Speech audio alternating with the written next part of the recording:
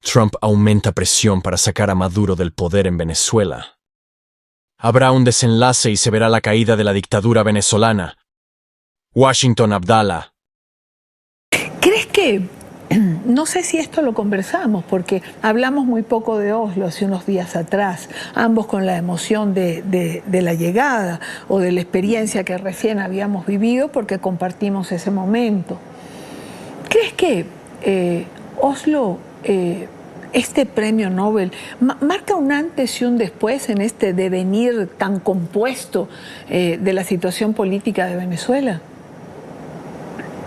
Sí, porque además marca un giro en U doctrinario en el Comité del Nobel. Cuando comienza el presidente del comité diciendo, lo cité en la nota del otro día que conversamos un ratito, cuando comienza diciendo, detrás de Maduro está Cuba, Rusia, Hezbollah, Irán, China, que le proveen de metodología, tecnología, armas, recursos materiales, y que lo hace a esa dictadura más robusta y por lo tanto más violenta. Y es una línea divisoria.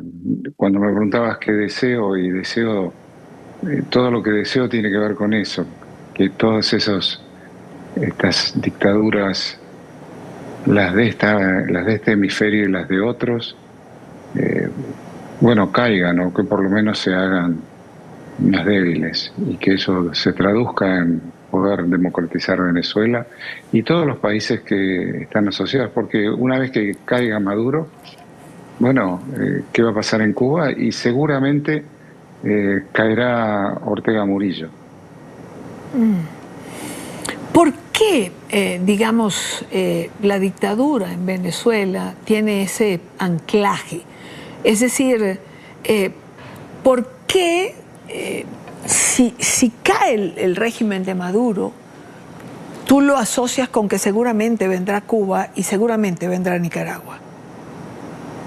Por los recursos materiales, los recursos financieros, porque Cuba siempre ha tenido inteligencia en las Américas, información, pero Venezuela ha tenido información, inteligencia y recursos materiales. Entonces su capacidad de influencia y de control de muchos países de las Américas ha sido mucho más profunda, si se quiere. Cuba, por supuesto, desde el chavismo, bueno, lo expreso así, Cuba no solo está detrás de Maduro, está alrededor de Maduro, porque toda la custodia presidencial es de oficiales cubanos. Y eso es importantísimo y es un síntoma que expresa mucho más que simplemente una custodia presidencial. Con lo cual, sí, conversaba con algunos amigos nicaragüenses en Oslo, justamente que estaban allí, y decían eso, quieren ayudar a Nicaragua, derroquen a Maduro. Y decía Félix Maradiaga, decía, nosotros sin Maduro en el cuadro, nosotros nos arreglamos para derrocar a Ortega Murillo. Eso te da una idea de esta influencia. Si te está gustando este tipo de contenido, por favor suscríbete y dale like. Apoyas mi trabajo. Sigue con esta noticia. ¿Cómo queda o cómo quedan las Américas cerrando este 2025? Bueno, queda con claroscuros. Algunos países. No voy a hablar de lo ideológico porque no me interesa. No me interesa si un gobierno es de derecha o de izquierda. Sí me interesa, pero no me parece importante.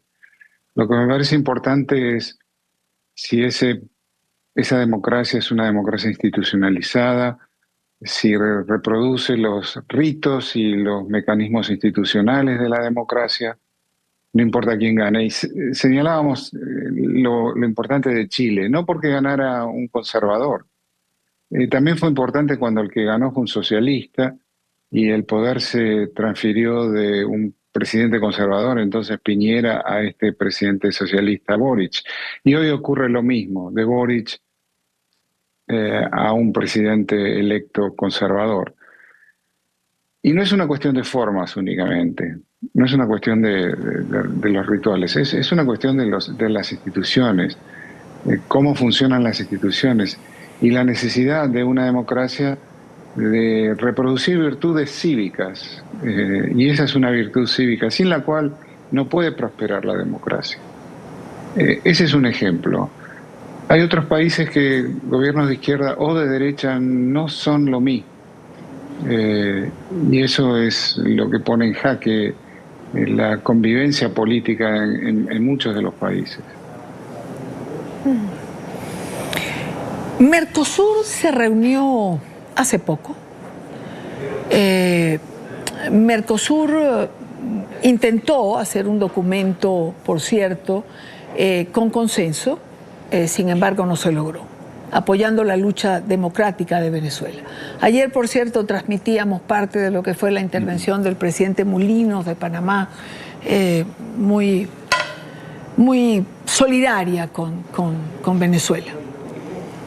También el presidente Milei. Quedaron por fuera Uruguay y Brasil. Me gustaría un comentario tuyo.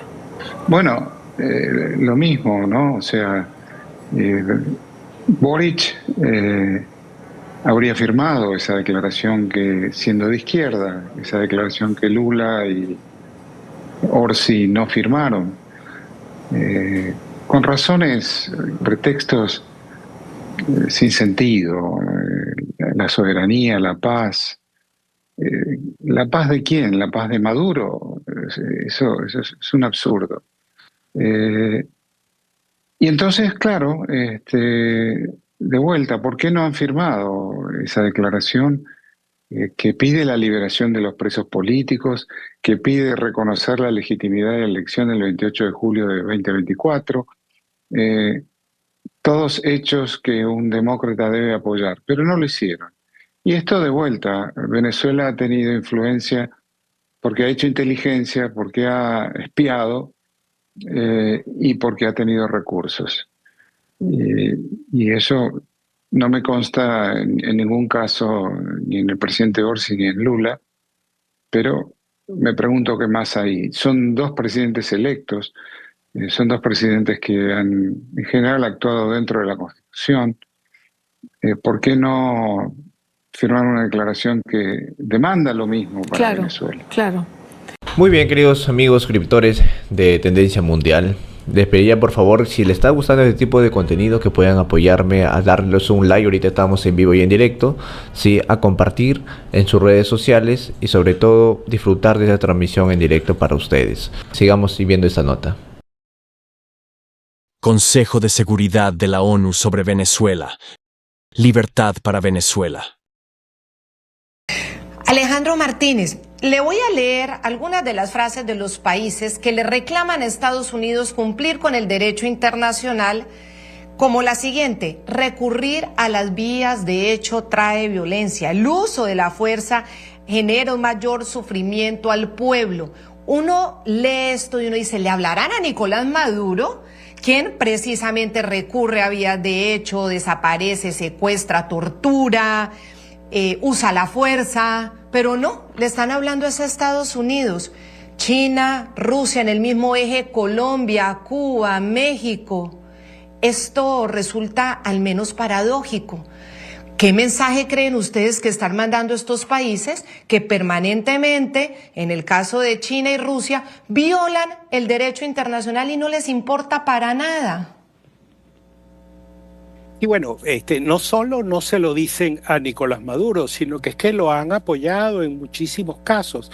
Nicolás Maduro no solo ejerce de manera ilegítima la presidencia, es decir, no solo se robó la elección de 2024, es que ya se había robado, ya había violentado la elección de 2018, de modo que estamos frente ya a un violador consumado de los derechos políticos de los venezolanos. Es una persona que ha expulsado a prácticamente más de la cuarta parte de los habitantes de Venezuela al exterior, debido a la crisis, a la emergencia humanitaria. Bueno, es a esa persona a quien hay que hablarle. convulso. Es el mundo el que está, digamos, lleno están surgiendo liderazgos populistas. La democracia está enfrentando una crisis importante, y por eso el apoyo fundamental no es a ideas de izquierda, de derecha, es a la democracia, es a las normas, es a las instituciones, es a las elecciones. Entonces, y eso tiene que ser interés de todos, eso no es interés de una parcialidad, eso es interés de todos. Si queremos tener un mundo donde florezca la libertad, donde florezca la igualdad, donde haya prosperidad.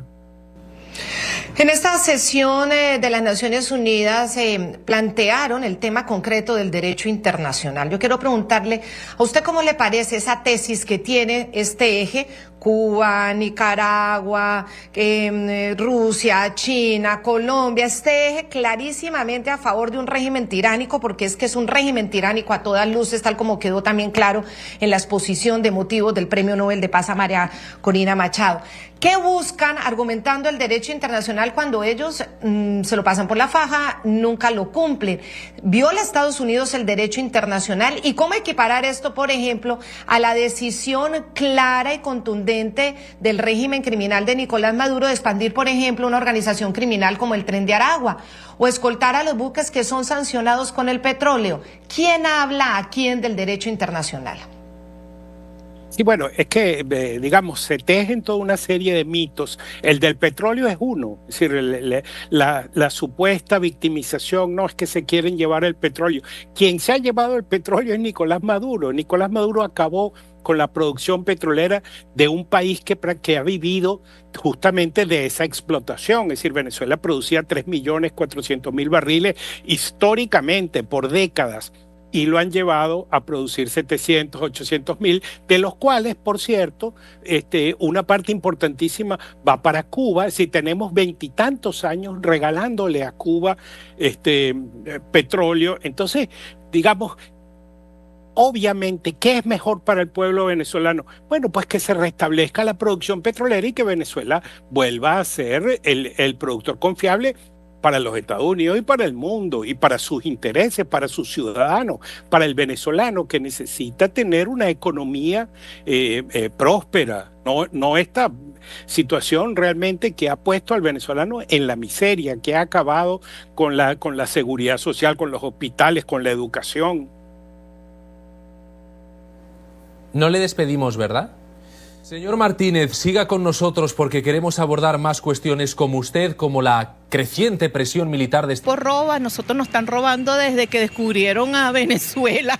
¿Qué te puedo decir? Los ciudadanos aseguran que hace falta una ley que garantice salarios acorde con la realidad que vive el país y que sancione a quienes desde el poder no cumplan con sus obligaciones. Como venezolana lo que quiero es que el país salga adelante y una libertad de que todos tengamos, que yo por lo menos que soy pensionada, yo no puedo vivir con 130 ni con 11.000 bolívares. Entonces yo lo que quiero, algo digno para todos los venezolanos. Eso es lo que yo realmente quiero en mi país. Quienes viven en Venezuela señalan que desean un mejor país y esperan que esta ley no afecte al ciudadano común. Y lo importante es que esa ley no afecte al venezolano común, a los que estamos acá, porque nosotros no tenemos ninguna responsabilidad de lo que está ocurriendo. La denominada Ley de Protección contra la Piratería cuenta con 33 artículos.